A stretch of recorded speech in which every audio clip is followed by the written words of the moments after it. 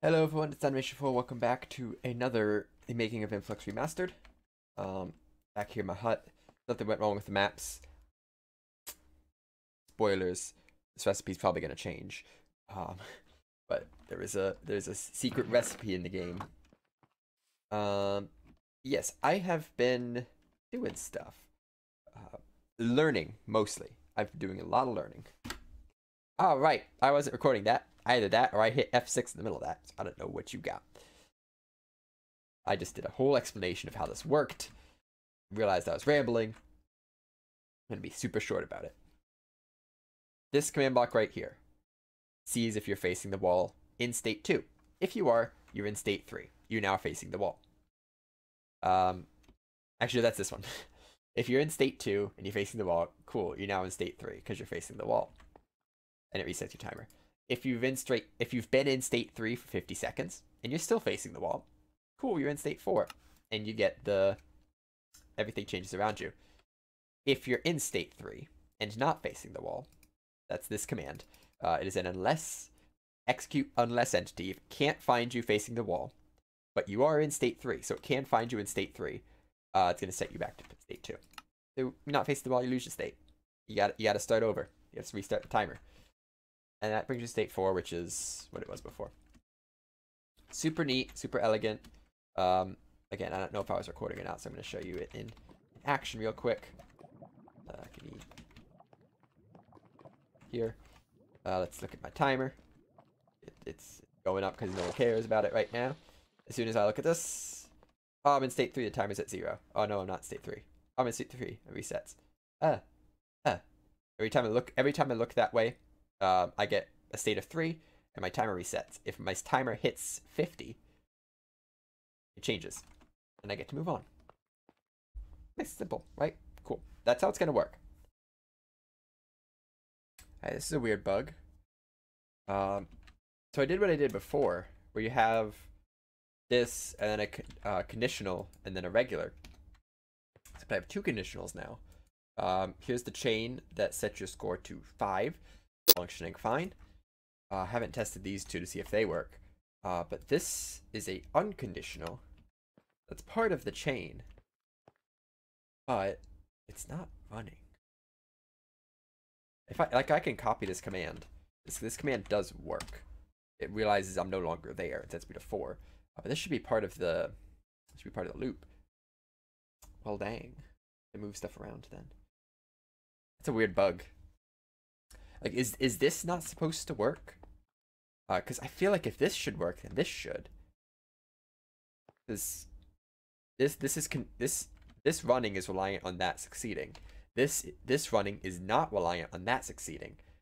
But this gets pulsed. Maybe this one's not getting pulsed at all. This one's like, alright, I have an update for you. Update's false. Move on. This one says, alright, I have an update for you. The update's false. Move on.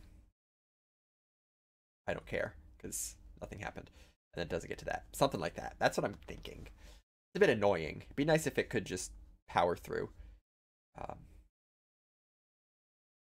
I think the problem actually was not that. Sometimes command blocks, when you place them, have a hard time updating this state right here. If you like control place a command block that's always active, it might not realize it's always active and not be on. Or if you place a command block that's require redstone next to redstone source, it might not realize it right away. I think that's what was happening. Regardless, I switched it and it worked. Little update. Hi, the creepers work. Not sure what happened, but all of a sudden the creepers are now functioning properly. I don't know. Cool. Saves me a little bit of work.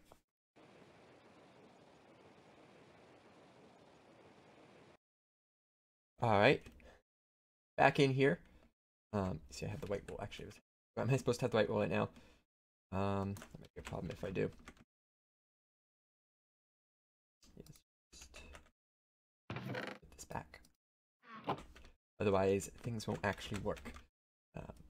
So I've been going off the assumption that everything in here is resettable, But so far, the only thing that hasn't been resettable is the white wool. And the reason for that is throughout the entire map, we're going to require you to keep the wool in your inventory because stuff happens. You might drop it somewhere accidentally. And if you do that, then you might never be able to get it back. I'm going to rely on you have taken the wool from the chest, therefore you have the wool, and can place it on the monument when you get to the monument. The monument has its own system to be like, oh, you got the white wool, do you want to place it on, even though it's not in your inventory? It's like, sure. It's like, there you go. If it's in your inventory, then you lose it, but other than that, it doesn't require it. So, we're gonna actually see how this works here. The biggest thing is I haven't done much testing in adventure. Most of my testing has been in creative. And when you're in creative, creepers don't chase you. It'll make this a little bit interesting. Also, I'll talk about it after. Alright. So, we got here. Fall in. They changed teleport a little bit, so you could tell that teleport was a little stranger than normal. I can adjust that, but I don't think it's a major problem. That teleport never did anything incredibly exciting. So here are the creepers. They all have a speed boost, and they all have a massive explosion radius. So should any of them explode at all, I'm probably going to die. No matter how far away I am, because explosion radius is about 10 blocks. Let's just prove that. They were way back there, and I still died. So yes, if you're playing this, you'll learn that very fast. Stay away from the creepers. Run as fast as you can. Hopefully there are no creepers in the hallway still, because I was having problems with that, but I think I've solved it. Yes, I've solved it. Like if the creepers didn't chase you and they stayed in that hallway area, when you came back to this area, the creepers would still just be chilling there and be like, "Whoa, what's up?" When the hallway changed. So yeah, they are fleeable. As long as you keep running, they won't try to explode. It's a good speed balance, but you have to keep running, you have to keep jumping. And then here. Why do I still hear sizzling? Okay. If you can still hear sizzling, that'll be a problem because you'll think they're still behind you. But get this nausea effect. They changed the nausea effect so it doesn't give you the portal when you lose it anymore, which I kind of liked. So I'll give you a little bit of blindness there. And I forgot to replace the glass because that also doesn't. So this is what there'd be glass here preventing you from moving on. And again, this is one of those things that wouldn't reset because it can only happen once. And when you take the wall, that breaks. Move on. Nothing to do going back. And of course you get this part where the hallway doesn't continue because I was running into problems. Let's just reset things in here. That back. They got rid of that. They got rid of game mode 1 and 2 and all that. It's annoying. So, a few things that have, I wouldn't say changed, but updates. I figured out the scoreboard problem. So if I see current part of the world is on the side, if I save and quit to title, current part of the world is still on the side. So what it was is my scoreboard file in the save was actually corrupt and it couldn't read write to it. So when it reloaded, it couldn't make changes. Don't know how that happened, but I just deleted it. So we no longer have really any. We have the util timer, which is ticking up right now. Current part of the world and current world. And those have kept their names, so I don't have to go through and change all these. We have section and part. What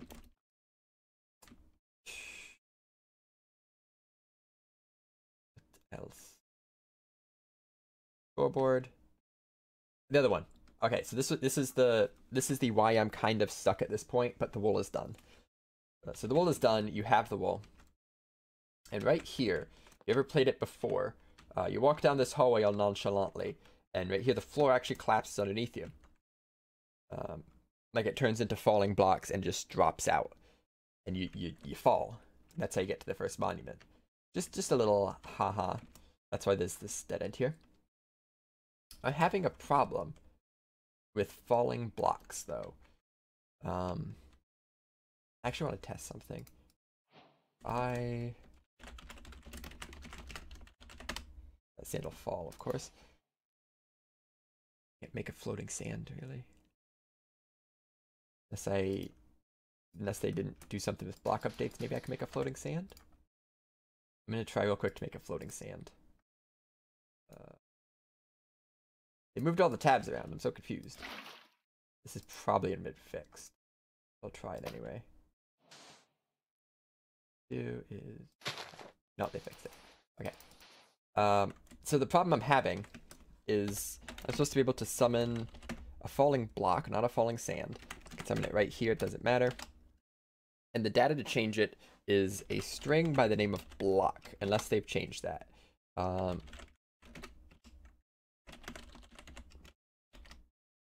So this should summon a falling block that is white wool.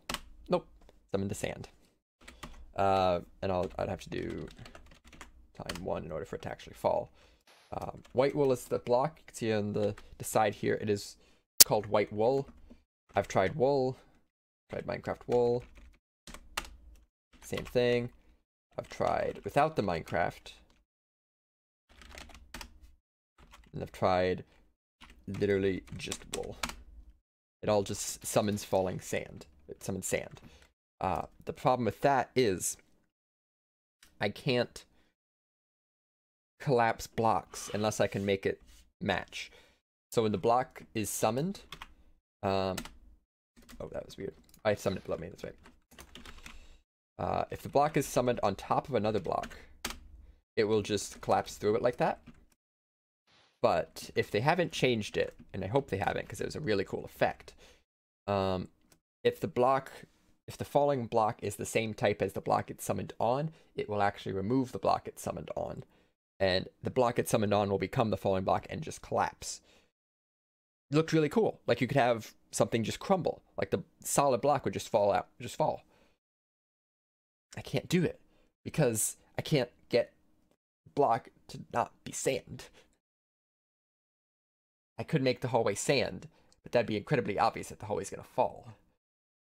So I think for right now, until I figure out how to fix that, all I'm gonna do is the same thing I do with this, which is a fill destroy. So it would be a fill there to there, error 0, or error destroy. It'd make that exploding. Not collapsing, but exploding, which is close enough. And obviously this would be another thing that doesn't reset because you won't be able to die from this as soon as it happens. I'm going to give you jump boost. I think it's just 255. Let me find out. Let's go up somewhere high and jump off. I think jump boost 255 makes it so you can't take fall damage. But again, I have to test this right now. So let's go game mode, adventure.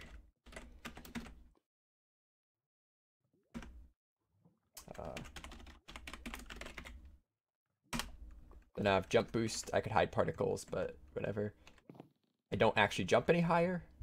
If I were to, say, fall down this large distance, I don't take any fall damage at all. It's a really useful thing. I actually think it's going to be an effect pretty much the entire map, because there's some points where it's like, oh, this is a 3 high drop. I don't really want you to take unnecessary fall damage here.